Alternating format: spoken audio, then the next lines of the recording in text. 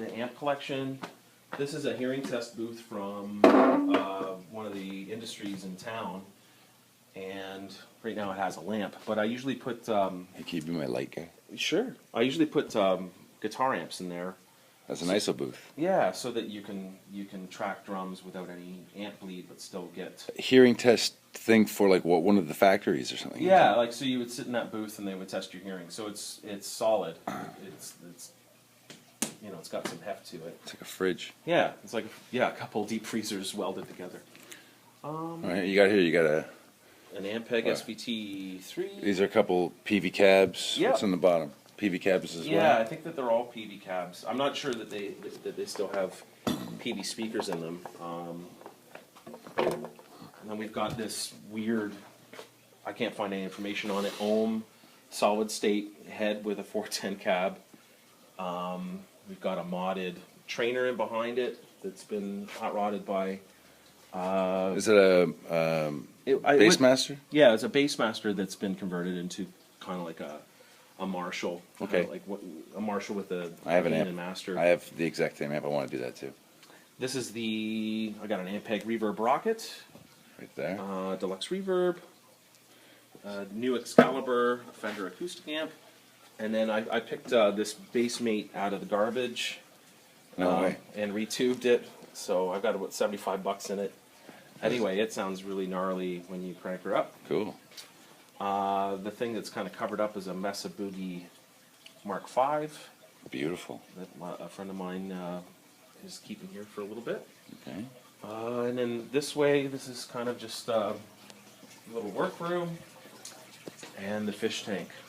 And the fish tank. Everyone, The famous fish tank. yeah, chilled out. Yeah. Excellent. Okay, so this is the microphone locker pedal board, cables and all that stuff.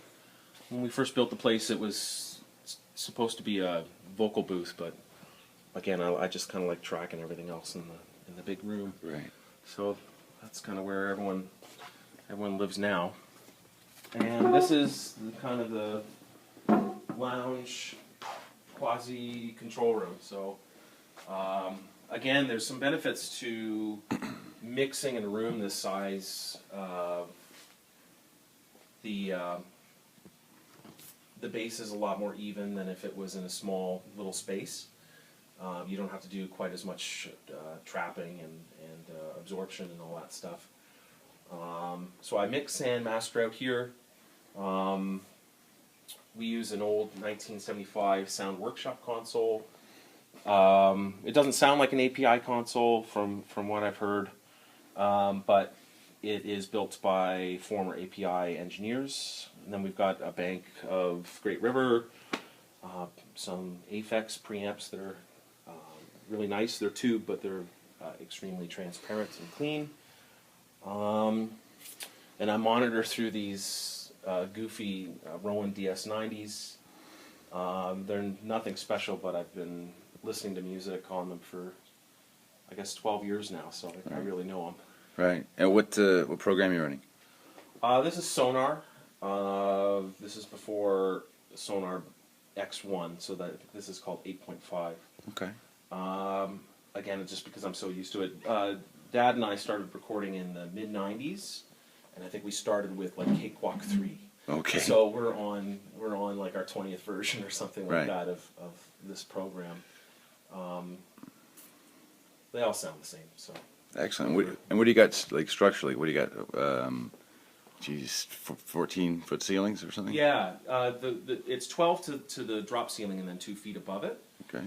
The big feature acoustically in this studio is the fact that this wall over here is slanted. I don't know if you'll pick that up on the iPad, but and a slanted wall just keeps the dimensions in such a way that there's no standing waves, no constructive and deconstructive interference, or Right. less at least than if it was just a straight box. Isn't this fun? Here comes part 3.